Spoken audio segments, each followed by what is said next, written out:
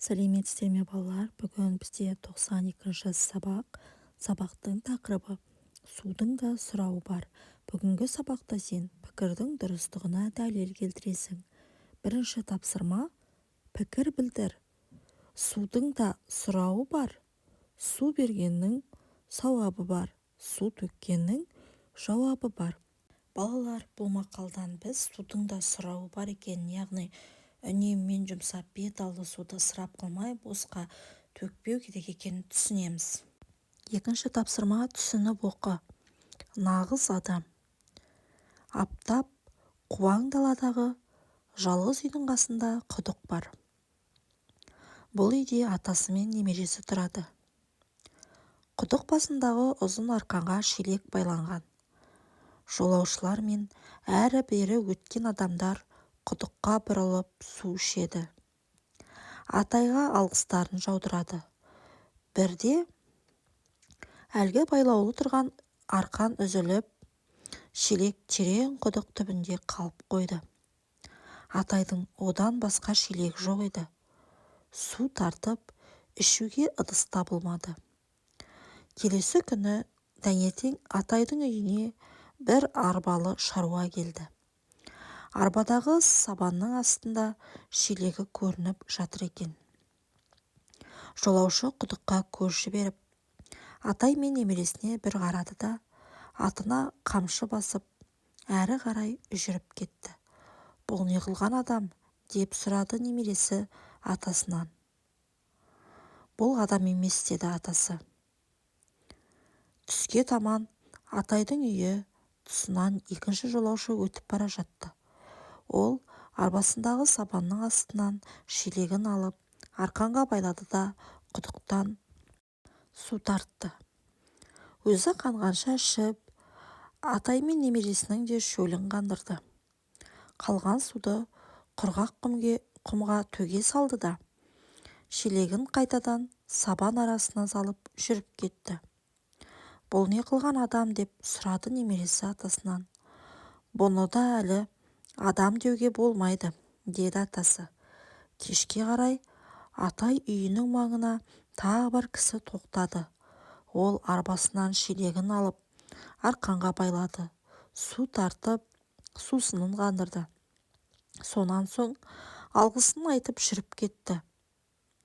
Ал шелегі құдық басында арқанға байланған қалпында қала берді.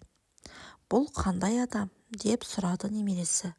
Міне, бұл нағыз адамның өзі, деп жауап берді атасы. Үшінші тапсырма. Қара түспен берілген тіркестерді түсініп оқыңдар.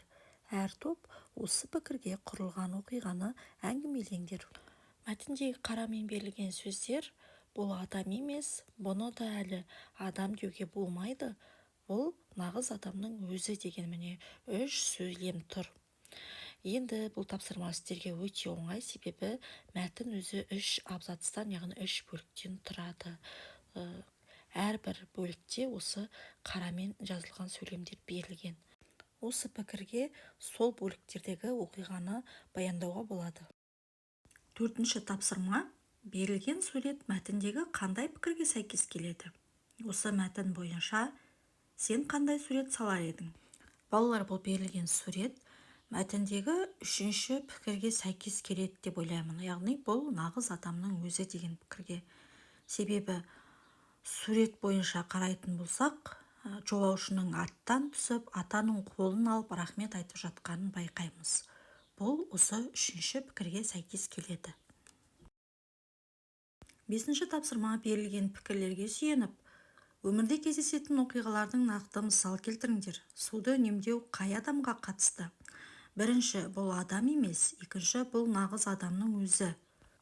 Суды үнемдеу қай адамға қатысты? Суды үнемдеу бұл нағыз адамның өзіне қатысты.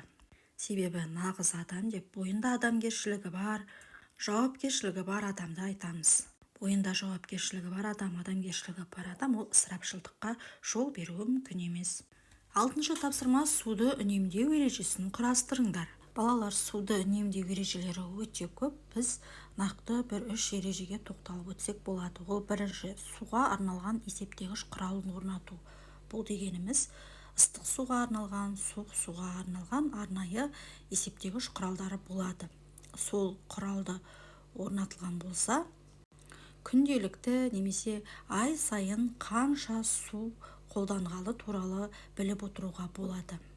Екінші ереже бұзылған, істен шыққан су құралдарын айырбастау. Ол дегеніміз су арқылы жұмыс істейтін құрылғыларды айтсақ болады. Мысалы, үйдегі жылытқыш құралдарын, яғни батареяларды және де су ағатын крандарды айтуға болады. Ол істен шыққан жағдайда одан су тамшылап, қаншама су босқа кетуі мүмкін.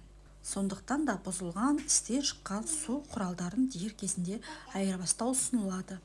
Үшінші, суды босқа төкпеу, жөнімен қолдану деген бұл ең қарапайым ережелердің бірі. Мысалы, ыдыс жуған кезде ыдыс жуатын құралды шамадан тыс көп қолданбау, яғни шамадан тыс көп қолданатын болсақ, оны шайған кезде көп су кетуі мүмкін. Және де жуынған кезде де көп суды қолданбай, аз ғана суға жуынып, аз ғана сусабындар қолдану. Міне бұл да суды үнемдеуге бірден бір себеп болады.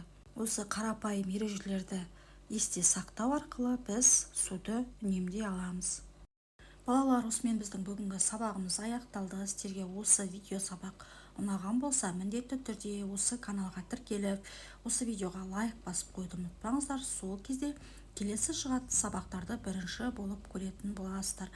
Назарларыңызға рахмет. Видеоны соңына дейін қарағандарыңыз үшін де рахмет. Келесі сабақта кездескенше сау болыңыздар.